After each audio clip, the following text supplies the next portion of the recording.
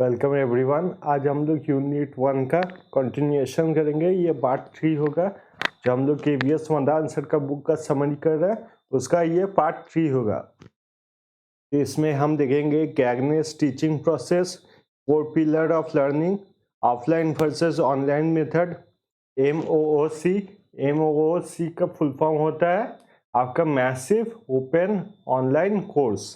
MOOC features of MOOC process. उसके बाद India का हम MOO मतलब ऑनलाइन कोर्सेज देखेंगे, जिसमें सबसे फेमस है स्वयं। फिर टीवी पे जो आता है वो है स्वयं प्रभा, जिसमें आपके 32 DTH चैनल है, उसके बारे में पढ़ेंगे। फिर पढ़ेंगे traditional and modern methods of teaching, learning methods, basic conditions of learning, और पढ़ेंगे लर्निंग रेस्पॉन्स के बारे में। तो आज का चैप्टर स्टार्ट करते हैं। तो सबसे पहले हम लोग पढ़ेंगे गैगनेस टीचिंग प्रोसेस। गैगनेस टीचिंग प्रोसेस में हमें ये बताया गया है कि टीचर्स कैसे स्टूडेंट्स के लिए आपके सब्जेक्ट को इंटरेस्टिंग बना सकते हैं। सबसे पहले अगर देखा जाए गेन अटेंशन, यहाँ पर बताया गया है कि टीचर जैसे ही कोई सब्जेक्ट स्टार्ट करने जाएगा या फिर कोई क्लास स्टार्ट करने जाएंगे, सबसे पहले काम उनका है कि बच्चों का जो अटेंशन है वो उनकी तरफ ड्रॉ करे। सेकेंड है उनका ओरिएंट द लर्नर। ओरिएंट मतलब होता है जो पूरा चैप्टर है उसके बारे में वो इंट्रोडक्शन दे, बच्चों को बताए कि क्लास में ये पढ़ने के बाद वो क्या समझ पाएंगे। इससे बोला जाता है ओरिएंटेशन। फिर होता है stimulate recall of prior knowledge, जो टीचिंग का एक बहुत अच्छा प्रोसेस है। अगर आप पहले के नॉलेज के साथ अभी न्यू नॉलेज ऐड करेंगे तो आपके लिए पढ़ना आसान होगा। जैसे कि पुराना आप कुछ पढ़ेंगे, अगर ओल्ड के साथ अगर न्यू पढ़ेंगे तो आपके लिए आसान होता है। इसीलिए सबसे पहले जब पढ़ाई स्टार्ट किया जाता है तब आपके इजी से स्टार्ट किया जाता है और उसके साथ बिल्डअप किया जाता है हार्ड को। तो जब भी पढ़ाना चाहिए सबसे पहले इसी पार्ट को देखना चाहिए और उसके बाद आप लोग के हार्ड पार्ट पे आना चाहिए। फिर प्रेजेंट कंटेंट मटेरियल, जो मटेरियल है एक सहज तरीके से इजी तरीके से बच्चों को दिखाना चाहिए ताकि बच्चे वो आसानी से समझ पाए, और इंटरेस्टिंग तरीके से दिखाना चाहिए ताकि सब्जेक्ट में उनका इंटरेस्ट बना रहे। फिर है आपका प्रोवाइड लर्नर्स गाइडेंस। अब जो स्टूडेंट्स हैं उनको ये बताना चाहिए कि क्या पहले पढ़ना चाहिए, ये क्या ज़्यादा इम्पोर्टेंस है, ये सब हम लोग लर्नर गाइडेंस बोलते हैं। जैसा आपको याद ही होगा स्कूल में होता था एग्जाम से पहले जो हम लोग के मास्टर्स होते थे वो लोग हम लोग को बता देते थे कि ये सबसे ज़्यादा इम्पोर्टेंट है और एग्जाम में इनसे सबसे ज़्यादा आएगा। तो वही चीज़ यहाँ पर लिखा हुआ है, प्रोवाइड लर्नर्स गाइडेंस। फिर है प्रैक्टिस, इसका तो कोई दूसरा ऑप्शन ही नहीं है। Practice makes a man perfect. आप जितना बार किसी को प्रैक्टिस करवाएंगे उतना कोई अपने स्किल में या काम में अच्छा हो पाएगा। फिर है आप प्रोवाइड इंफॉर्मेटिव फीडबैक। जब आप कोई MCQ पूछेंगे या फिर क्वेश्चन आंसर करेंगे तब उसका कोई एक रिजल्ट निकलेगा। तो टीचर्स को हमेशा फीडबैक देना चाहिए और किस जगह में स्ट्रेंथ वीक है या किस जगह में स्ट्रांग है ये उसको बताना चाहिए। फिर है आपका टेक एग्जाम और enhance retention and transfer. Enhance retention से यही है कि हम लोग डे टू डे लाइफ में जो चीज़ होता है उसका एग्जाम्पल्स अगर दे तो फिर स्टूडेंट्स को बहुत अच्छे तरीके से याद रखना पड़ता है। जैसा एक एग्जाम्पल है, मान लीजिए आप कोई बस में जा रहे हैं और बस में अचानक से चलने लगा तो आप सामने की तरफ आगे बढ़ जाते हैं। तो ये किस लिए होता है? ये है आपका Newton first law of motion. तो अगर Newton first law of motion आपको रियल लाइफ इंसिडेंट से याद करवाया जाएगा तो आपको याद रखने में आसानी होगा। फिर देखेंगे 4 pillars of teaching. 4 pillars of learning की अगर बात की जाए तो ये थ्योरी दिया था आपके जेक्स डिलॉर ने। जेक्स डिलॉर आपके फ्रांस के एक बहुत नॉलेजेबल पर्सन थे और उन्होंने ये थ्योरी दिया था 4 पिलर्स ऑफ लर्निंग। तो हम लोग लर्निंग किस लिए करते हैं, इसके मेनली 4 कारण होते हैं। पहला है फॉर नॉलेज, ज्ञान के लिए। दूसरा है टू लिव टुगेदर, यानी कि हम लोग जो रहते हैं, इंसान एक सोसाइटी में रहता है, एक दूसरे के साथ मिलके कैसे रहना है और हम लोग को सोसाइटी आगे कैसे बढ़ाना है, ये हम लोग को सिखाता है एडुकेशन। लर्निंग टू डू, अब कोई भी काम जब होता है, मान लीजिए आप इंजीनियर होना चाहते हैं, तो आपको इंजीनियरिंग की पढ़ाई करनी पड़ती है और तभी आपको इंजीनियर होने का एक एडुकेशन मिलता है, आपको वो इंजीनियर बनने का प्रॉपर स्किल मिलता है। तो फिर यहाँ पर है थर्ड लर्निंग टू डू, और फोर्थ और आखिरी देखेंगे तो वो है learning to be, to exist in society. Society में लर्निंग बहुत ज़्यादा ज़रूरी है, तभी हम लोग किसी जगह पे पहुंच पाते हैं। मान लीजिए लर्निंग से कोई डॉक्टर बनता है, कोई इंजीनियर बनता है, कोई आर्टिस्ट बनता है, तो डिफरेंट चीज़ें जो हम लोग बनते हैं, जो सोसाइटी में हम लोग अचीव करते हैं, वो सब के लिए एडुकेशन ज़रूरी है। तो वही है लर्निंग टू बी। उसके बाद हम लोग देखेंगे ऑफलाइन और ऑनलाइन एडुकेशन में क्या क्या डिफरेंस है। ऑफलाइन और ऑनलाइन मेथड जो एडुकेशन का है, उसमें क्या क्या डिफरेंस है। पहला अगर पॉइंट देखें तो ये है टीचर फोकस्ड। तो इससे पहले अगर चैप्टर आपने किया है तो उसमें 3-4 बहुत बड़े सिलेबस में मैंने ये समझाया टीचर फोकस्ड और लर्नर फोकस्ड में डिफरेंसेस क्या होता है, पर यहाँ पर छोटे में मैं थोड़ा समझा देता हूँ। टीचर फोकस्ड आप वर्ड से समझ रहे हैं कि यहाँ पर मेन फोकस होता है टीचर के ऊपर। जब भी हम लोग एडुकेशन लेते हैं तब आपके 2 क्राइटेरिया होते हैं, 2 कंपोनेंट मेनली होते हैं। एक होता है आपका टीचर और दूसरा क्राइटेरिया होता है आपका स्टूडेंट।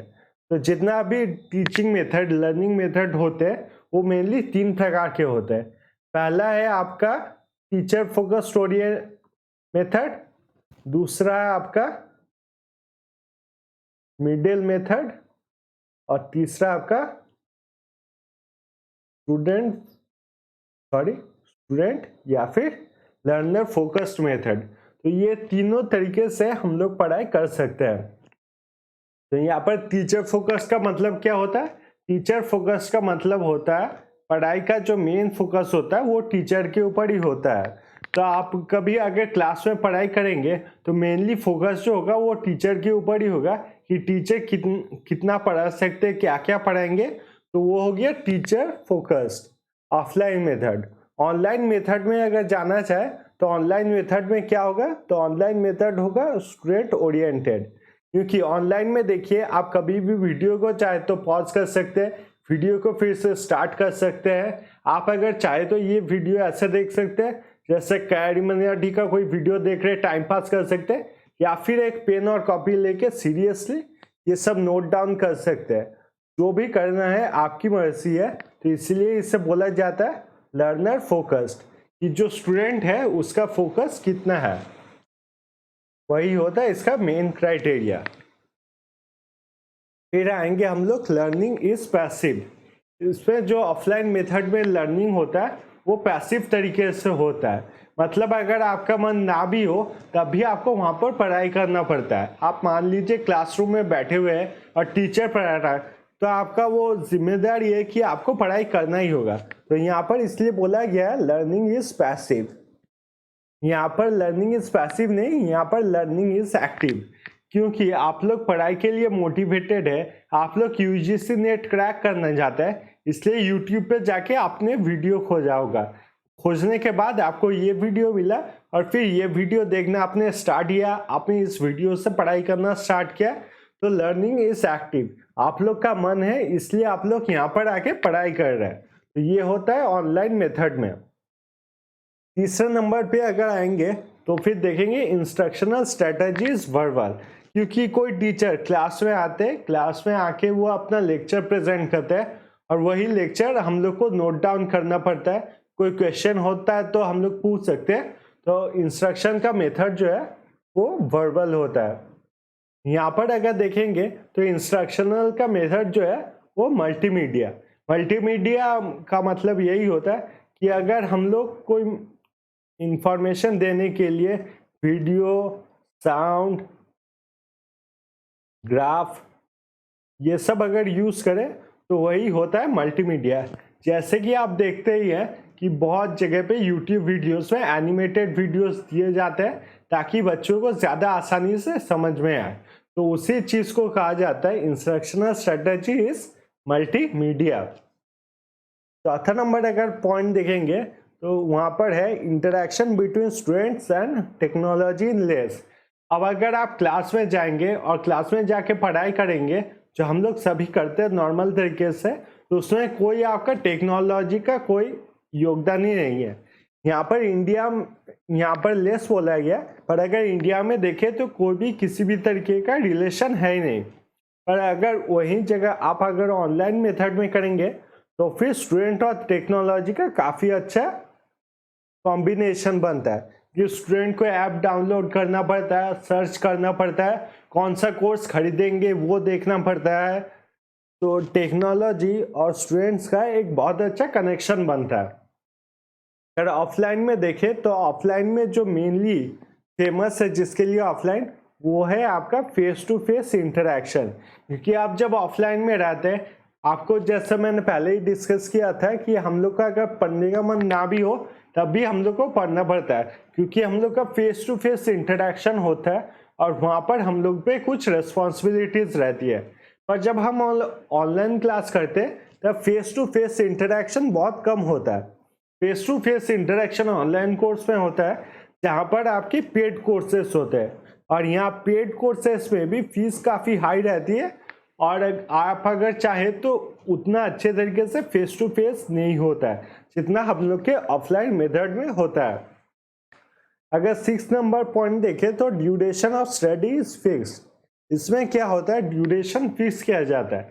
जैसे हम लोग के स्कूल में एक पीरियड आपके 40 मिनट का था, तो फिर ड्यूरेशन आपका फिक्स था कि 40 मिनट तक मैथमेटिक्स के टीचर रहेंगे और 40 मिनट बाद फिजिक्स के टीचर आ जाएंगे, या फिर 40 मिनट बाद कोई इंग्लिश के टीचर आ जाएंगे। तो यहाँ पर ड्यूरेशन आपका फिक्स रहता है, पर यहाँ पर कोई ड्यूरेशन ऑफ स्टडी फिक्स नहीं होता है।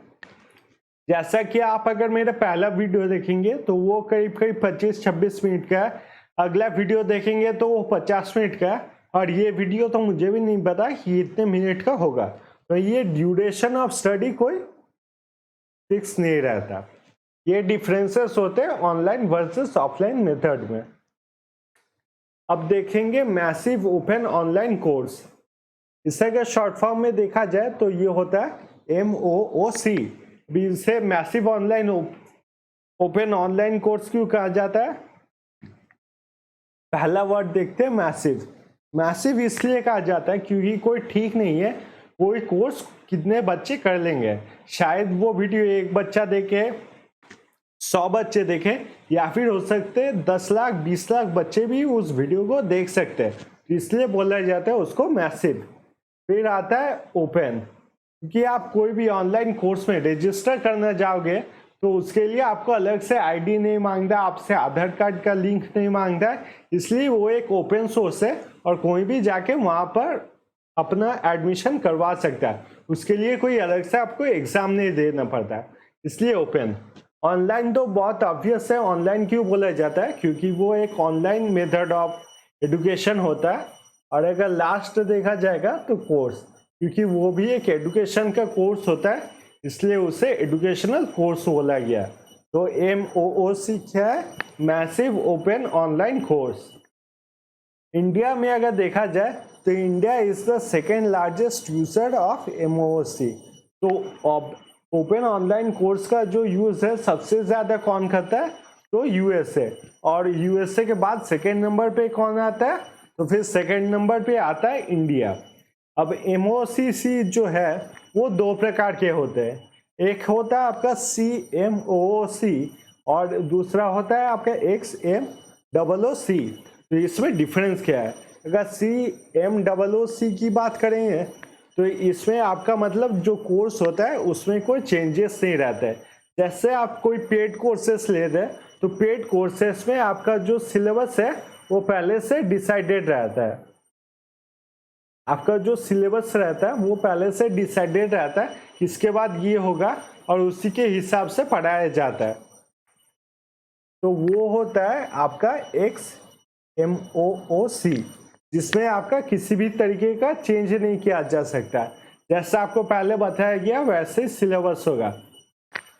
और CMOC में क्या होता है, आपका सिलेबस जो है इसमें चेंजेस किए जा सकते हैं। जो सिलेबस होता है वो फिक्स नहीं होता और जो सिलेबस है उसमें चेंज किए जा सकते हैं। अब इसे याद कैसे रखें, CMOOC। सी से आप लोग याद रख सकते हैं कि जो सिलेबस है वो सी किया जाता है, मतलब सिलेबस को देखा जाता है और फिर डिसाइड किया जाता है कि कोई चेंजेस लाए जाएंगे कि नहीं। ये हो गया CMOOC। और दूसरा है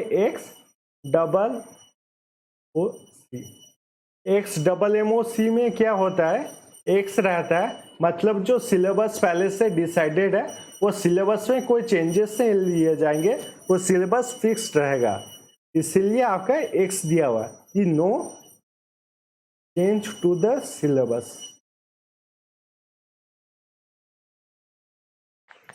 फिर है आपका features of MOOC। Features of MOOC में देखा जाए अगर, तो यहाँ पर देखेंगे कोर्स फॉर्मेट।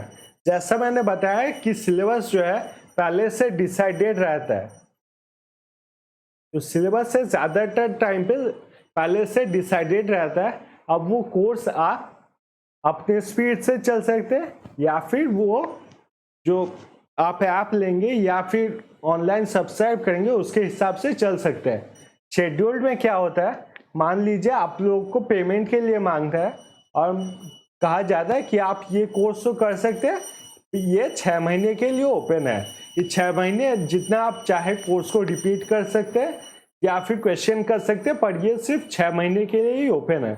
और सेल्फ पेस में क्या होता है, एक बार आपने वो कोर्स खरीद लिया तो फिर वो कोर्स आपका है, वो जिंदगी में चाहे आप कभी भी वो कोर्स कंप्लीट करें या फिर ना करें, वो आपकी मर्जी है। तो ये है आपका कोर्स फॉर्मेट। दूसरा है आपका लर्निंग मॉडल। लर्निंग मॉडल में अगर देखा जाए तो 2 लर्निंग मॉडल होते हैं, एक होता है ऑनलाइन और एक होता है ब्लेंडेड। ऑनलाइन में क्या होता है, जब आपने कोर्स खरीद लिया तब वो कोर्स आपको ऑनलाइन ही करना पड़ता है। ये ज़्यादातर हम लोग का देखा जाता है, जो हम लोग MCQ सॉल्व करने के लिए खरीदते हैं जितने भी ऐप्स, उसमें देखा जाता है कि हम लोग को ऑनलाइन ही काम करना पड़ता है। और दूसरा है ब्लेंडेड। ब्लेंडेड में क्या है, ऑनलाइन प्लस ऑफलाइन। बहुत सारी ऐप ऐसी है जो कहती है कि आप चाहे तो आपके जो वीडियो कोर्सेस है उससे डाउनलोड कर सकते हैं और बाद में ऑफलाइन भी वो वीडियो कोर्सेस देख सकते हैं, इसी को कहा जाता है ब्लेंडेड। तो लर्निंग मॉडल जो होता है आपका ऑनलाइन भी होता है और ब्लेंडेड भी होता है। फिर आता है नंबर ऑफ कोर्सेस।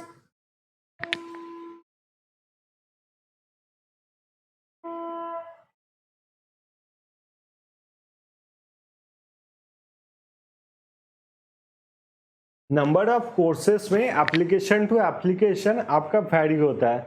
मान लीजिए किसी कोचिंग में, मतलब किसी भी ऐप में आपने लिया, उसमें 100 कोर्सेस है, 100 एग्जाम के कोर्सेस है, तो दूसरे ऐप में 10 एग्जाम्स के कोर्सेस है। तो ये ऐप टू ऐप वैरी होता है कि कौन से ऑनलाइन कोर्स में, मतलब कौन से ऑनलाइन कोर्स में कितने सब्जेक्ट्स रहेंगे या फिर किस एग्जाम के प्रिपरेशन के लिए आप वो ले रहे हैं। तो यही है आपका नंबर ऑफ कोर्सेज। फिर है आपका नंबर ऑफ यूजर्स। तो ये तो बहुत ऑब्वियस बात है कि नंबर ऑफ यूजर्स जितने चैनल पे रहेंगे वो वैरी करते हैं और उसी के हिसाब से होते हैं नंबर ऑफ यूजर्स। फिर आता है इंस्टीट्यूशनल क्रेडिट। तो बहुत सारे कोर्सेज ऐसे भी होते हैं जिसमें आपके सर्टिफिकेट दिए जाते हैं। जब आप कोर्स कंप्लीट करेंगे तब उसके बाद आपको सर्टिफिकेट मिलता है, तो वही है आपका इंस्टीट्यूशनल क्रेडिट। फिर आता है प्लेटफॉर्म लैंग्वेज।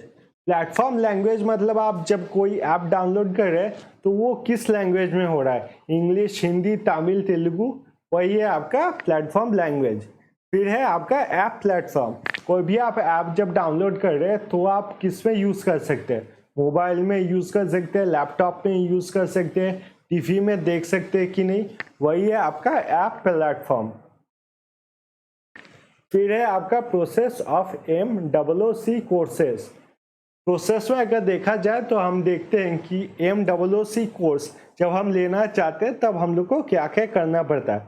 सबसे पहले तो हम लोग को प्लेटफॉर्म चूज करना पड़ता है, जैसे कि इतने सारे प्लेटफॉर्म है, जैसे यूडेमी है, अनअकैडमी है, कोर्सेरा है। तो आप कौन सा प्लेटफॉर्म में पढ़ाई करना चाहते हैं, आपको प्लेटफॉर्म चूज करना पड़ता है। एक बार आपने प्लेटफॉर्म चूज कर लिया तो वहाँ पर बनाना पड़ता है आपको क्रिएट एन अकाउंट, जिसमें यूजुअली आपका दिया रहता है साइन इन। इसमें आपको अकाउंट बनाना पड़ता है, अपना नाम देना पड़ता है, ईमेल आईडी देना पड़ता है और फ़ोन नंबर देना पड़ता है। तो इससे आपका एक अकाउंट जो है वो बन के तैयार हो जाता है। फिर आपको डिसाइड करना है कि कौन सा कोर्स आपको करना है। और कोर्सेस अगर देखा जाए तो 3 प्रकार के कोर्स होते हैं। पहला होता है ऑडिटेड कोर्स। ऑडिटेड कोर्स मतलब ऐसा कुछ होता है जो नया चीज़ आपको सीखना है और उसके लिए कोई अलग से सर्टिफिकेट नहीं दिया जाएगा। उसके नीचे कोर्सेस में लिखा ही रहता है कि ये कोर्स कंप्लीट करने के बाद आपको किसी भी तरीके का सर्टिफिकेट नहीं मिलेगा। तो यहाँ पर आप देख सकते हैं क्रॉस दिया हुआ है और इधर लिखा हुआ है सर्टिफिकेट ऑफ कंप्लीशन। मतलब यहाँ पर आपको सर्टिफिकेट ऑफ कंप्लीशन नहीं मिलेगा। ऑनलाइन वीडियो कंटेंट तो आपको मिल जाएगा, पर आपको कोई सर्टिफिकेट नहीं मिलेगा after you complete this course. फिर आता है आपका सर्टिफाइड कोर्स। सर्टिफाइड कोर्स में क्या होता है, आप जब कोई कोर्स कंप्लीट कर लेते हो उसके बाद आपको सर्टिफिकेट दिया जाता है कि आपने ये कोर्स कंप्लीट कर लिया। जैसे कि यहाँ पर आप देख सकते हो सर्टिफिकेट ऑफ कंप्लीशन। आप कोर्स जब कंप्लीट कर लोगे तब आप सर्टिफाइड हो जाओगे, वहाँ से सर्टिफिकेट आपको मिल जाएगा। फिर है आपका स्पेशलाइजेशन कोर्स। स्पेशलाइजेशन कोर्स में क्या होता है, बहुत सारे पढ़ाई होते हैं और बहुत सारे फील्ड के पढ़ाई होते हैं जिससे एक साथ मिलाया दिया जाता है ताकि आप स्पेशलाइजेशन कर सको। यहाँ पर आप देख सकते हो कि 23 कोर्सेस इन वन। यहाँ पर 23 कोर्सेस को मिला के एक कोर्स बना दिया गया। और यहाँ पर किस चीज़ की स्पेशलाइजेशन है, तो फिर यहाँ पर है आपकी डिजिटल मार्केटिंग की स्पेशलाइजेशन। ये सब करने के बाद आपको एनरोल करना पड़ता है कोर्स के अंदर। एनरोल करने में क्या करना पड़ता है, आप अगर नॉन पेड कोर्स लोगे तो आपको तो कुछ स्पेशल नहीं करना पड़ता है। अगर आप एनरोल करोगे तब आपको ऑनलाइन मेथड ऑफ पेमेंट से पे करना पड़ेगा और कोर्स आपके मोबाइल पे या फिर लैपटॉप में एक्सेस होना स्टार्ट हो जाएगा। और लास्ट में क्या है, कंप्लीट द कोर्स। कोर्स को आप कंप्लीट कर लोगे और अगर आपको सर्टिफिकेट मिलने वाला है, सर्टिफिकेट वाला कोर्स किया है आपने, तो आपको सर्टिफिकेट प्रोवाइड कर दिया जाता है। फिर आता है हम लोग का MOOC लिंक्ड इंस्टीट्यूशन। तो बड़े बड़े जो इंस्टीट्यूशंस है इंडिया में वो अपने MOOC चलाते हैं, MOOC, जिससे उनके स्टूडेंट्स जो है उनको एजुकेशन प्रोवाइड किया जा सके, एजुकेशनल मटेरियल प्रोवाइड किया जा सके। तो सबसे पहले उसमें देखेंगे NPTEL, ये किसका है, तो फिर ये चलाता है 7 IIT और IISc बेंगलुरु ने मिलके यह बनाया है NPTEL। फिर सेकेंड में आते MOO किट, तो ये किसका है, तो ये फिर है IIT कानपुर का। फिर आता है IIT-BX, तो ये किसका है, तो फिर ये है IIT बॉम्बे का वेबसाइट, जहाँ पर उनको एजुकेशनल इंफॉर्मेशन मिलता है। और हम लोग के लिए कौन सा जरूरी है, तो ये वाला है E-PG पाठशाला, जिससे हम लोग को जो कोर्सेस है उनके स्टडी मटेरियल, उनके वीडियोस, ये सब मिलेंगे UGC का। तो जब वीडियो आपका देखना ख़त्म हो जाए तो वेबसाइट आप श्योरली चेक करना, मैं लिंक भी दे दूंगा नीचे। और यहाँ पर जाके आप कौन सा कोर्स कर रहे हैं, पेपर 2 का, उसका जितना स्टडी मटेरियल है, पेपर 1 पेपर 2 का जितना स्टडी मटेरियल है, यहाँ से आप गैदर कर सकते हैं E-PG पाठशाला से। फिर देखेंगे challenges for online courses in India. Online जो पढ़ाई होता है उसमें क्या क्या चैलेंजेस रहता है जो इंडिया में हम लोग को फेस करना पड़ता है। पहला तो है टेक्नोलॉजिकल इंफ्रास्ट्रक्चर। टेक्नोलॉजिकल इंफ्रास्ट्रक्चर मतलब बहुत सिंपल तरीके से समझिए, मैं ये जो सिंपल आपको पढ़ा रहा हूँ इसके लिए भी मुझे एक लैपटॉप चाहिए होता है, लैपटॉप, पेन टैबलेट, इंटरनेट, ये सब चाहिए होता है ताकि मैं ये सिंपल एक क्लास ले सकूँ।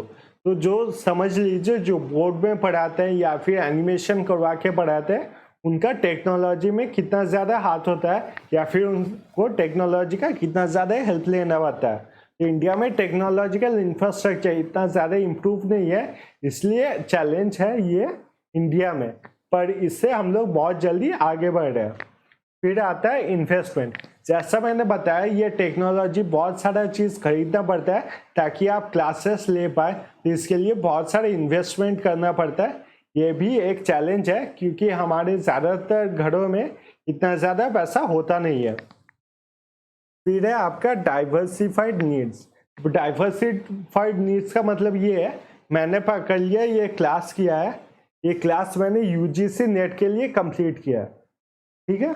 अब यूजीसी नेट जो तमिलनाडु से दे रहे या फिर वेस्ट बंगाल से दे रहे, वो मेरा क्लास नहीं देख सकते क्योंकि उनको हिंदी समझ में नहीं आएगा, उनके लिए तमिल या फिर बंगाली में क्लास करना पड़ेगा। तो वही है आपका डाइवर्सिफाइड नीड्स कि पूरे इंडिया के अलग अलग जगह में अलग अलग तरीके से वीडियो बनाना पड़ता है और ये अवेलेबल करना पड़ता है। क्योंकि आप दूसरे अगर कंट्रीज में देखोगे जिसमें एक नंबर पे है यूएसए, अगर वहाँ पर आप देखो तो वहाँ पर अगर कंटेंट आपको बनाना पड़ता है वीडियो कंटेंट, तो आप सिर्फ इंग्लिश में वीडियो कंटेंट बना सकते हो और पूरे जो कंट्री है वहाँ पर समझ में आएगा।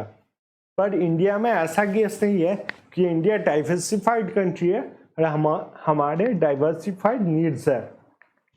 फिर है आपका adaptation of MOOC among learners.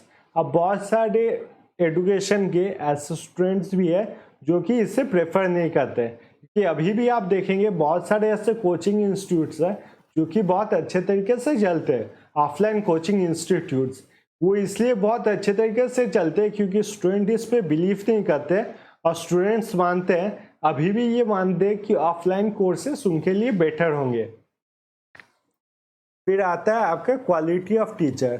Quality of teacher में क्या होता है, आप मान लीजिए किसी इंस्टीट्यूट में अगर जाते हैं, कोचिंग सेंटर में जाते हैं, तो वहाँ पर एक सर्टेन क्राइटेरिया होता है। मान लीजिए टीचर को कम से कम बीएड पास करना होगा या फिर टीचर को कम से कम पीएचडी पास करना होगा, वो तभी वहाँ पर पढ़ा सकता है और इसलिए स्टूडेंट यकीन भी कर सकते हैं। पर ऑनलाइन में क्या है, कोई भी इंसान जो है कुछ भी पढ़ा सकता है। जैसे कुछ साल पहले नहीं, 1-2 साल पहले एक आपका ऑनलाइन कोर्स आया था कोडिंग के लिए और बहुत ज़्यादा फेमस भी हुआ था कोडिंग के लिए, पर वहाँ की टीचर्स जो है उन्हें कोडिंग के बारे में कोई आइडिया नहीं था और कोडिंग वो बहुत बुरा सिखाते थे। इसलिए बहुत इंपॉर्टेंट है कि क्वालिटी ऑफ टीचर्स, जो टीचर की क्वालिटीज़ है उन्हें इम्प्रूव किया जा सके। फिर हम लोग बात करेंगे इंडिया के ऑनलाइन कोर्स के बारे में जिसका नाम है आपका स्वयं। स्वयं का मतलब क्या होता है, आपका होता है सेल्फ। और ये ऑनलाइन कोर्सेज क्या होते हैं, ये होते हैं आपके लर्नर बेस्ड एजुकेशन। आप ऐसे करके पूरे सब्जेक्ट को रिलेट कर सकते हैं कि स्वयं क्या है। तो स्वयं इंडिया का ऑनलाइन एक ओपन MOOC है जो कि मैसिव ओपन ऑनलाइन कोर्स, तो ये मेड इन इंडिया है। इसका मेन मोटो अगर देखा जाए क्या क्या है, तो फिर है इसका एजुकेशनल एक्सेस, कि सभी लोगों के पास एजुकेशन पहुंचे, एजुकेशनल एक्सेस हो, इक्विटी, सभी को आगे बढ़ने का इक्वल मौका मिले, और क्वालिटी, पढ़ाई का एक हाई क्वालिटी मेंटेन किया जाता है आपके स्वयं में। तो ये किसके लिए एजुकेशन दिया जाता है, ये दिया जाता है from classes 9 to post graduation. मतलब क्लासेस 9 तो अगर आप लोग पोस्ट ग्रेजुएशन के स्टूडेंट्स हैं तो स्वयं में आपको स्टडी मटेरियल मिल जाता है। उसके बाद देखेंगे अगर स्वयं की बात की जाए तो ये गवर्नमेंट ऑफ इंडिया से मेंटेन किया जाता है और लेवल ऑफ टीचर्स जो होता है इस पर काफ़ी हाई होता है। तो यहाँ पर स्वयं में ओवर 1000 ऑफ टीचर्स है, यहाँ पर थाउजेंड्स ऑफ फैकल्टी मेंबर्स है जो कि आपकी टीचिंग में काफ़ी ज़्यादा एक्सपीरियंस है। यहाँ पर जो एग्ज़ाम्स होता है वो आपका प्रोक्टोर्ड एग्जाम्स होते हैं। तो प्रोक्टोर्ड एग्जाम्स क्या होते हैं? जैसे हम लोग कोई ऑनलाइन एग्जाम देने जाते हैं तो सेंटर में जाके हम लोग को ऑनलाइन एग्जाम देना पड़ता है, जो सेपरेट सीट में बैठते हैं अलग तरीके से एग्जाम देते हैं, उसी को कहा जाता है प्रोक्टोर्ड एग्जाम। और ये प्रोक्टोर्ड एग्जाम्स के जो रिजल्ट होते हैं, जो मार्क्स हम लोग को मिलते हैं, वो वैलिड मार्क्स होते हैं और इसे हम लोग ऐड कर सकते हैं अपने एकेडमिक रिकॉर्ड्स में। अगर मान के कोर्सेज देखा जाए स्वयं के, तो कोर्सेज को 4 हिस्सों में डिवाइड किया गया है। पहला कोर्स अगर देखा जाए तो वो है आपका वीडियो ट्यूटोरियल्स, जैसे अभी हो रहा है वैसे ही होता है वीडियो ट्यूटोरियल्स। सेकेंड है आपका ई कंटेंट, जहाँ पे आपका PDF study related material provide किया जाता है स्टूडेंट्स के लिए। तीसरा है आपका सेल्फ असेसमेंट, जहाँ पर आप ऑनलाइन एमसीक्यू या फिर जो अभी हम लोग ने पढ़ा था प्रोक्टोटेस्ट, ये सब आप दे सकते हैं। फिर आता है आपका डिस्कशन फोरम। डिस्कशन फोरम में जो आपके जैसे स्टूडेंट्स हैं उनसे आप बात कर सकते हैं, उसके बाद क्वेश्चंस पूछ सकते हैं जिसका आंसर टीचर्स देते हैं। तो ये चार पार्ट्स में डिवाइड है: वीडियो ट्यूटोरियल्स, ई कंटेंट, सेल्फ असेसमेंट और डिस्कशन फोरम। फिर आते हैं स्वयं प्रभा पे। स्वयं प्रभा की अगर बात की जाए, अभी हम लोग ने पढ़ा था स्वयं, और जो टीवी में दिखाता है वो प्रभा। इसे याद कैसे रखेंगे आप? कि पढ़ाई का आप याद रखिएगा कि सबसे अच्छा टाइम होता है सुबह को। सुबह को मतलब प्रभात को, तो यहाँ पर सुबह को स्वयं प्रभा। इसका डिफरेंस क्या है? ये टीवी में दिखाया जाता है। और टोटल कितने चैनल है? 32 डीटीएच एजुकेशनल चैनल्स है जिन्हें कहा जाता है स्वयं प्रभा। तो ये कौन से सैटेलाइट से चलते हैं? जैसा कि आपको पता ही है, सारे चैनल्स आपके सैटेलाइट से चलते हैं। तो ये एजुकेशनल चैनल कौन से सैटेलाइट से चलते हैं? तो ये चलते हैं GSAT 15 सैटेलाइट। ये आपका वेरी वेरी इंपॉर्टेंट है। किन सैटेलाइट से चलते हैं ये? तो GSAT 15 सैटेलाइट्स। और ये कहाँ से अपलिंक होते हैं? तो होते हैं आपके बाइसैट, जो कि है गांधीनगर में, जो कि गुजरात का एरिया है गांधीनगर, वहाँ पर वाइजैग है, और वहीं से ये सारे चैनल्स आपके अपलिंक किए जाते हैं। अब देखेंगे ट्रेडिशनल एंड मॉडर्न मेथड्स। इसको देखने से पहले एक छोटा सा ब्रेक लेंगे। मैं भी थोड़ा पानी पी लेता हूँ, आप लोग भी थोड़ा ब्रेक ले लीजिए।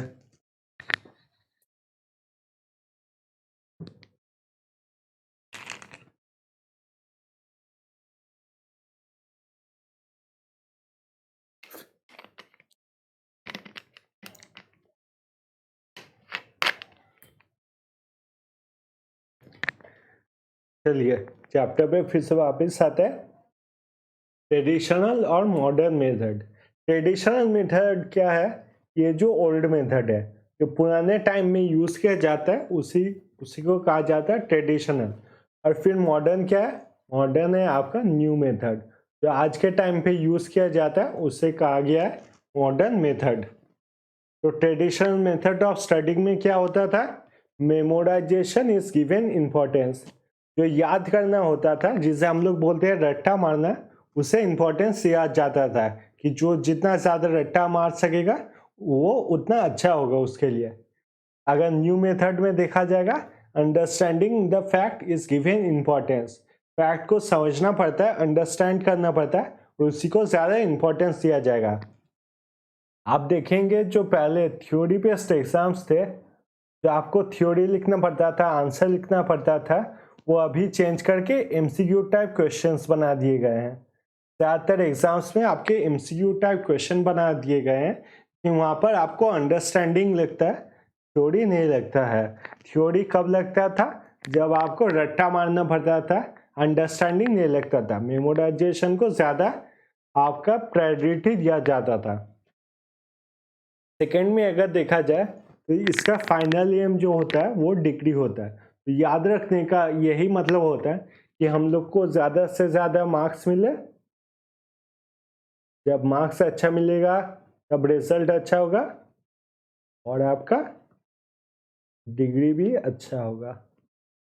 अगर अंडरस्टैंडिंग का फाइनल एम देखा जाएगा तो फाइनल एम होता है एप्लीकेशन। कोई चीज़ जब आप समझ लेते हो तब उसको समझते हो आप किस चीज़ के लिए उसे यूज़ कर सकते हैं। जैसे कोई अगर मान लीजिए इंजीनियरिंग कर रहा है, तो इंजीनियरिंग में जब वो पढ़ाई कर रहा है तो इंजीनियरिंग वो किस चीज़ पे अप्लाई कर सकता है, कैसे उससे ज़रूरत हो सकता है, उसी पे इसका फाइनल एम होता है। Final aim is application. तीसरा अगर पॉइंट देखेंगे तो इसमें है children of the same age ability are group together. तो आप देखेंगे जितने बच्चे होते थे पहले के टाइम पे एक ही साथ ग्रुप किया जाता था, एक ही एज ग्रुप को लिया जाता था और एक ही साथ उनको पढ़ाया जाता था। पर अभी ऐसा बिल्कुल नहीं है। अभी आप देखेंगे जब हायर कोर्सेज करेंगे आप तो हायर कोर्सेज कर ही रहे हैं इसलिए ये वीडियो देख रहे हैं, तो उसमें आप देखेंगे कि कोई एज ग्रुप नहीं रहता है। मान लीजिए आप 23 एज के हैं तो आपके साथ कोई 28 एज का जो लड़का है वो भी पढ़ाई कर रहा है, या फिर 32 एज का जो बंदा है वो भी पढ़ाई कर रहा है। तो ऐसे कोई एज का कोई ग्रुप डिफरेंस नहीं किया जाता है और सभी को एक साथ पढ़ाया जाता है, क्योंकि लर्निंग का कोई एज नहीं होता है। फिर आएंगे लर्निंग थ्योरीज पे। लर्निंग थ्योरीज की अगर बात की जाए तो हम लोग को यहाँ पर 3 थ्योरीज पढ़ने होंगे। जो सबसे पुराना और सबसे पहला है वो है आपका behaviourist school of thought. Behaviourist school of thought में क्या होता था, इसमें देखा जाता था कि बच्चों को इतना ज़्यादा मेमोराइज कराया जाए, इतना ज़्यादा पढ़ाया जाए कि वो पढ़ाई जो है उनके बिहेवियर में झलक आ जाए, यानी कि उनकी आदत बन जाए। इसमें क्या किया जाता था, पहला प्रोसेस होता था ड्रिल। ड्रिल मतलब आपको आपके दिमाग में वो चीज़ बैठाया जाता था, पढ़ाई के बारे में एकदम मेमोराइज कराया जाता था। फिर आता था आपका एग्जाम्स। एग्जाम्स में क्या होता था, स्टिमुलस। मान लीजिए हम लोग को A to Z याद करवाया गया। A to Z याद करवाया गया। A to Z कितने रहते हैं, 26 अल्फ़ाबेट।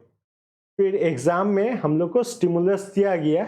स्टिमुलस क्या था, क्वेश्चन दिया गया कि एम के बाद कौन सा लेटर आता है। तो एम के बाद कौन सा लेटर आता है हम लोग अपने ब्रेन में देखेंगे और फिर रेस्पॉन्स देंगे। एम के बाद कौन सा लेटर आता है, तो फिर एम के बाद लेटर आता है एन। तो इसके बाद जब हम लोग ये आंसर दे देंगे तब ये आंसर हम लोग का सही हो जाएगा और हम लोग को 100 मार्क्स मिल जाएंगे। और यही मार्क्स बनेंगे हम लोग के रीइंफोर्समेंट, मतलब अच्छा काम करने के लिए हम लोग का अवार्ड मिलेगा, ये हम लोग के दिमाग में बैठ जाएगा। तो यही जो सेम एग्जाम्पल है मैंने पहले भी दिया था, तो जो पहले से इसको रिलेट कर पा रहे हैं वो बहुत आसानी से इस चैप्टर्स को समझ सकते हैं। फिर इसमें 3 इफेक्ट होते हैं। पहला है आपका law of effect. Law of effect क्या बोलता है कि हम लोग जब कोई काम करते हैं उस काम से कुछ ना कुछ सीखते हैं, उससे पनिशमेंट मिलता है या फिर उस चीज़ से अच्छा होता है।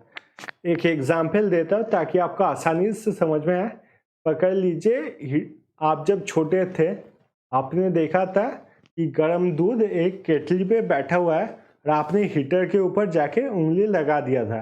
जब आपने उंगली लगा दिया था तो गर्मी के मारे आपकी उंगली जल गई थी और आपको तब से याद है कि हीटर के ऊपर अगर कोई सामान बैठाया हुआ है या फिर कोई सामान अगर गर्म है तो फिर उस सामान को छूना नहीं है। यही है आपका लॉ ऑफ इफेक्ट। दूसरा है आपका लॉ ऑफ रेडीनेस।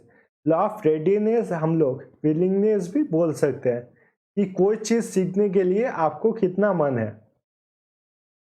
मान लीजिए आपको अगर कोई सब्जेक्ट पढ़ने के लिए मन नहीं है तो आपको आस्ते आस्ते वो सब्जेक्ट अवॉइड करते जाएंगे और आस्ते आप बाद में आप उस सब्जेक्ट में वीक हो जाएंगे। तो पढ़ाई के लिए बहुत इंपॉर्टेंट है आपका लॉ ऑफ रेडीनेस। फिर आता है आपका law of exercise. Law of exercise है आपका practice makes a man perfect. जितना आप प्रैक्टिस करेंगे किसी काम को दोबारा करना, फिर से करना, फिर से करना, उतना आपको काम अच्छे तरीके से आ जाएगा। वही है आपका लॉ ऑफ एक्सरसाइज।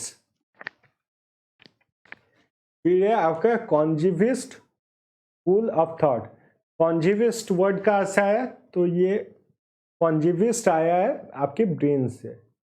मतलब अगर कोई इंफॉर्मेशन है, एडुकेशन है, उससे ब्रेन तक पहुंचाया जाए, तो वही आपका कॉन्शियस स्कूल ऑफ थॉट। पहले जो था वो मतलब ऐसा सिर्फ था कि आपको समझ भी ना आए तो आप सिर्फ उसे अप्लाई का, आपको अगर वो चीज़ समझ में भी ना आए तो आपको जब स्टिमुलस दिया जाए आप रिस्पॉन्ड करना चाहिए, कि किसी भी तरीके से आपको याद होना चाहिए।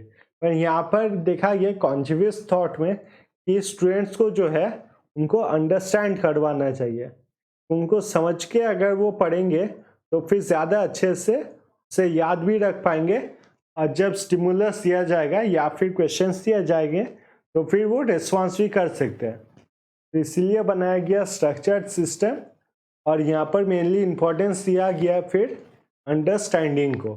अभी जो सबसे रिसेंट स्कूल ऑफ थॉट है वो है आपका कंस्ट्रक्टिविस्ट। तो आप नाम से समझ सकते हैं कि कंस्ट्रक्शन यहाँ पर एक लेवल और आगे बढ़ाया गया है, जहाँ पर आपको आप चीज़ें तो समझ सकते हैं, समझने के बाद ये भी आपको याद रखना होगा कि वो पढ़ाई आप कहाँ पर अप्लाई कर सकते हैं, कहाँ पर वो अप्लाई कर सकते हैं। तो ये 3 स्कूल ऑफ थॉट हो गए। पहला हो गया आपका बिहेवियरिस्ट,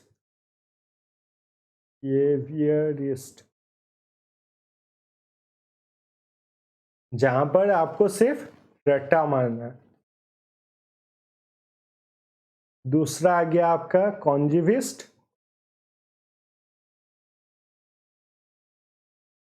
जहां पर आपको चीजों को समझना है।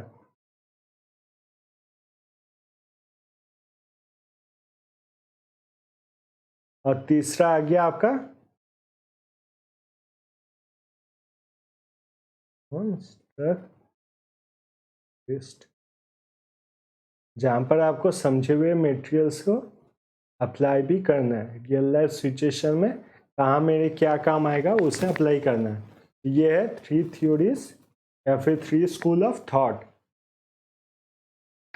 अब हम लोग देखेंगे लर्निंग मेथड, हम लोग कैसे लर्निंग करते हैं उनके बारे में पढ़ेंगे। तो सबसे नॉर्मल तो ये है कि टीचर हम लोग को पढ़ाता है और हम लोग को नॉलेज गेन होता है, उसे छोड़ के और दूसरे क्या क्या लर्निंग मेथड्स है वो हम लोग देखेंगे। पहला है आपका इमिटेशन, मतलब इमिटेशन में आप किसी की नकल करते हैं। जैसे कोई बच्चा है, कोई बच्चा मान लीजिए अपने पापा की नकल करता है, या फिर वो जिसे अपने हीरो मानता है उनकी नकल करता है, तो वो होता है आपका इमिटेशन। दूसरा है आपका ऑब्जर्वेशन। ऑब्जर्वेशन हम लोग थोड़े से बड़े एज में करते हैं, जब हम लोग किसी को अपना आइडियल मानते हैं। मान लीजिए मैं आइडियल मानता हूं आपके स्वामी दयानंद को, स्वामी दयानंद सरस्वती को। तो मैं क्या करूँगा, उनके बारे में किताबें पढ़ूंगा, देखूंगा वो कैसे जीते थे और खुद भी वैसे जीने का ट्राई करूंगा। तो ये हो गया आपका ऑब्जर्वेशन। फिर तीसरा आ गया आपका एक्सपीरियंस। एक्सपीरियंस मतलब डे टू डे लाइफ में हम लोग जब जीते हैं तब हम लोग को पता चलता है कि दुनिया कैसी है, वही होता है आपका एक्सपीरियंस। चौथा है आपका इंस्ट्रक्शन। इंस्ट्रक्शन मतलब जैसे मैंने थोड़ी देर पहले बताया था कि आपको एक देखना वेबसाइट जिसका लिंक मैं दे दूंगा, वो है आपका EPG पाठशाला। तो ये वीडियो कंप्लीट होने के बाद आप लोग देखेंगे वो वीडियो के बारे में, वहाँ से नोट्स गैदर करेंगे, तो वही हो गया आपका एजुकेशन हो गया, लर्निंग हो गया। तो थ्रू इंस्ट्रक्शन। फिर आता है हम लोग का trial and error method. Trial and error method में हम लोग कोई काम जब करते हैं और उस काम में कुछ गलत करते हैं या फिर वो काम करने में सक्सेसफुल नहीं होते हैं, तब हम लोग उस मिस्टेक से लर्निंग ले सकते हैं, हम लोग को बहुत सारी सीख मिलती है। उसी को कहा जाता है ट्रायल एंड एरर। एक बहुत अच्छे आदमी, मुझे नाम याद नहीं आ रहा, उसने बताया था कि do not be afraid to make mistakes, be afraid to not learn from mistakes. मतलब गलती तो हम लोग सब करेंगे, पर ज़रूरी ये है कि गलतियों से हम लोग सीख लें। फिर है आपका एक्सपेरिमेंटेशन, ये ज़्यादातर हम लोग के साइंटिस्ट करते हैं। एक्सपेरिमेंटेशन में क्या होता है, एक साइंटिस्ट को पता होता है कि शायद उसका काम ये सक्सेसफुल ना हो, पर वो तब भी एक्सपेरिमेंट करता है। अब इन दोनों में डिफरेंस क्या है? ट्रायल और एरर में हम लोग को क्या लगता है, हम लोग सक्सेसफुल होंगे, पर हम लोग सक्सेसफुल नहीं होते और उससे हम लोग को कुछ एडुकेशन मिलता है। और एक्सपेरिमेंटेशन में क्या होता है, एक्सपेरिमेंटेशन मेनली साइंटिस्ट करते हैं। एक्सपेरिमेंटेशन में सिर्फ देखा जाता है, एक तुक्का लगाया जाता है कि शायद ये ठीक हो भी सकता है या फिर नहीं भी हो सकता है। और लास्ट और most important method of learning है आपका क्वेश्चनिंग। आप जब किसी सिस्टम को या फिर किसी चीज़ को क्वेश्चन करते हो, तब उसके बारे में आपको ज़्यादा नॉलेज गेन होता है और आपको उस चीज़ के बारे में आइडिया क्लियर होता है। तो यही है आपका क्वेश्चनिंग। फिर हम लोग देखेंगे basic conditions of learning. Basic conditions of learning अगर देखा जाए, इसमें हम लोग देखेंगे पढ़ाई करने के लिए या फिर कुछ सीखने के लिए कुछ बेसिक कंडीशंस क्या होता है। पहला है आपका रेडीनेस, मतलब आपका उस पढ़ाई में मन होना चाहिए, कि आपको इच्छा होना चाहिए वो पढ़ाई के लिए। फिर आता है इंटरेस्ट। इंटरेस्ट में आपको मान लीजिए गिटार सीखने का इंटरेस्ट है, तो आपको जब गिटार लेसन्स दिया जाएगा तो आप गिटार लेसन्स ज़्यादा अच्छे तरीके से सीखोगे। पर अगर आपको गिटार लेसन्स ना देके तबला सिखाया जाएगा, तब भी आप तबला तो सीखोगे, पर जितने अच्छे तरीके से गिटार सीखते उतने अच्छे तरीके से तबला नहीं सीख पाओगे, क्योंकि आपका उसमें इंटरेस्ट नहीं है। तीसरा आता है आपका मोटिवेशन। मोटिवेशन में दो आते हैं, एक होता है इंट्रिंसिक और एक होता है एक्सट्रिंसिक। इंट्रिंसिक में क्या होता है, जो आपके अंदर से मोटिवेशन आता है, सेल्फ मोटिवेशन, कि मुझे ये जॉब पाना है इसलिए मैं ये एग्जाम की तैयारी कर रहा हूँ या फिर पढ़ाई कर रहा हूँ। ये होता है आपका इंट्रिंसिक, आपका सेल्फ मोटिवेशन। और एक्सट्रिंसिक क्या होता है, मान लीजिए आप अगर जॉब करेंगे तो आपको एक अच्छा सैलरी मिलेगा, एक अच्छा सैलरी मिलेगा तो एक सोसाइटी में आपकी अच्छी जगह होगी। ये होगी आपकी एक्सट्रिंसिक, मतलब आउटर। जो आउटर मोटिवेशन होता है उसी को कहा जाता है एक्सट्रिंसिक।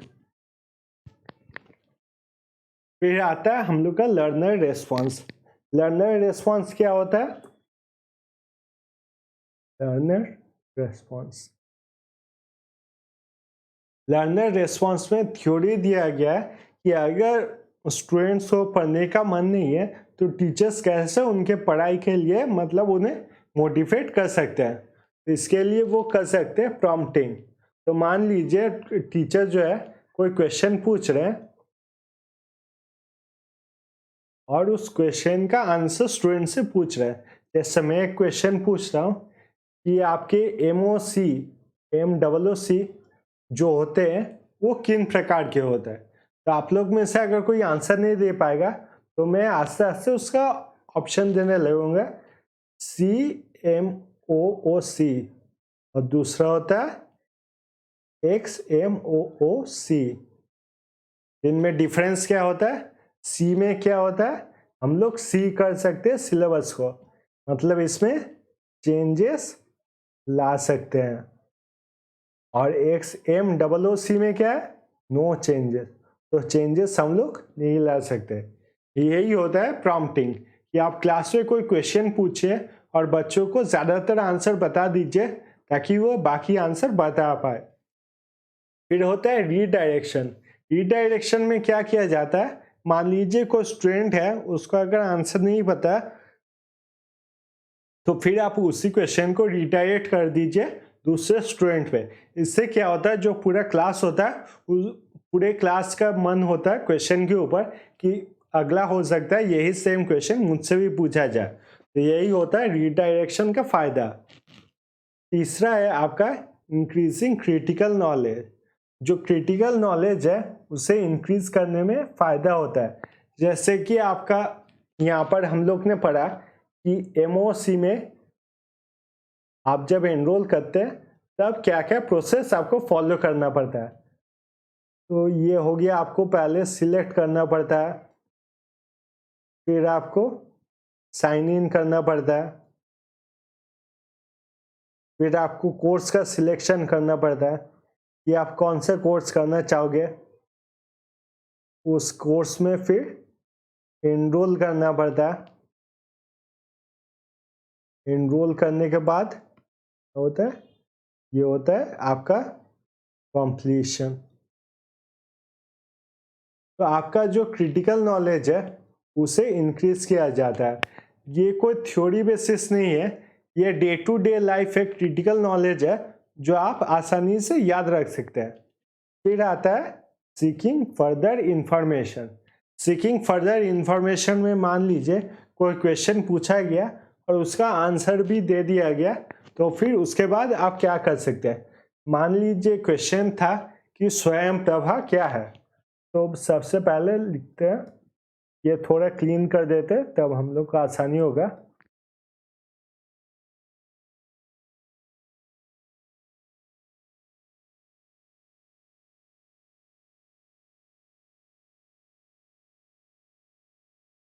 ये स्वयं प्रभा, व्हाट इज स्वयं प्रभा। आपको अगर क्वेश्चन दिया गया तो आप याद रख सकते हैं कि स्वयं तो खुद एक ऑनलाइन है, MOOC, और प्रभा उसके साथ ऐड किया जाता है।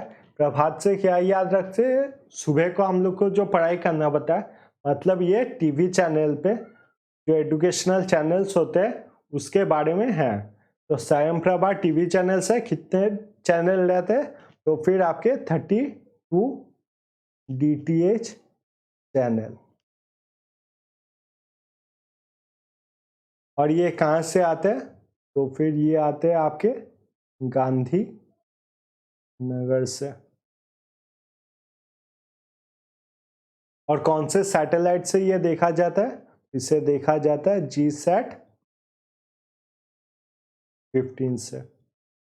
ऐसे करके आप पूरे जो आइडिया है कि स्टूडेंट को कितना आइडिया है स्वयं प्रभा के बारे में, आप पूरा क्लियर कर सकते हैं बाय सीकिंग फर्दर इंफॉर्मेशन। तो आज का क्लास बस यहीं तक था। अब मैं आपको होमवर्क दे देता हूँ, मतलब ये वीडियो देखने के बाद आपको क्या क्या करना है।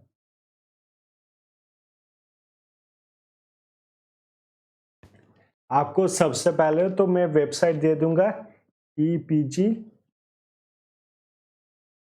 पाठशाला, जो कि आपका UGC द्वारा ही मेंटेन किया जाता है। तो यहाँ पर आप जितने भी पेपर 1 या फिर पेपर 2 के जितने भी नॉलेज है, जो भी इंफॉर्मेशन है, PDF है जो आपके काम आएगा, उन्हें डाउनलोड कर लीजिए। और दूसरा मेरा क्वेश्चन ये है कि अगर हम लोग वेबसाइट की बात करें, ये आपका पहला काम हो गया। दूसरा ये, अगर हम लोग एक वेबसाइट की बात करें जो कि है अनअकैडमी, तो ये कौन सा MOOC है, क्या ये CMOOC है या फिर XMOOC, इन दोनों में से कौन के अंडर ये आएगा, ये आप लोग मुझे आंसर देंगे नीचे कमेंट सेक्शन में। अनअकैडमी तो आप लोग को सबको पता ही होगा, ज़्यादातर लोगों को, पर जिनको पता नहीं है उनको ले बता दूं कि अनअकैडमी में क्या होता है। आपको डिफरेंट कोर्सेज बनाए जाते हैं, डिफरेंट प्लान्ड कोर्सेज रहते हैं, पहले से तैयार रहते हैं, और उन प्लान्ड कोर्सेज को आपको खरीदना पड़ता है एक फिक्स्ड अमाउंट दे के, वो है आपका अनअकैडमी। तो ये क्या है, CMOOC या फिर XMOOC, इसका आंसर आप नीचे कमेंट सेक्शन में दीजिएगा। तो आज का वीडियो बस यहीं तक था। अगर आपको वीडियो अच्छा लगा हो तो चैनल को काइंडली सब्सक्राइब कीजिए, इससे मुझे काफ़ी सपोर्ट मिलता है। थैंक यू सो मच ये वीडियो देखने के लिए, और मिलेंगे हम लोग अगले वीडियो में।